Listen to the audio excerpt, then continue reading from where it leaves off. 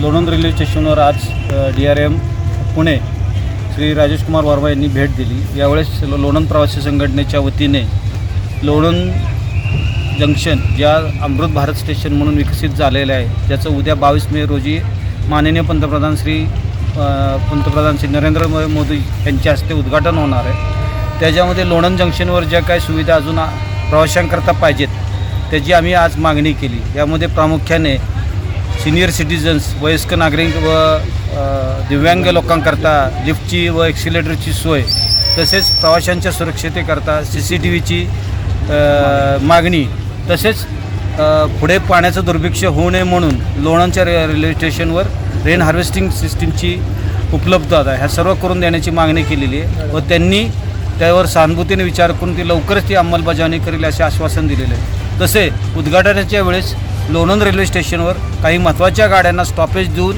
लोणंदकरांचे स्वप्न साकार करावं अशी त्यांना आम्ही विनंती केली व त्याच्याही त्यांनी सहानुभूतीने आम्ही विचार करू असे आश्वासन आम्हाला दिलेले आहे।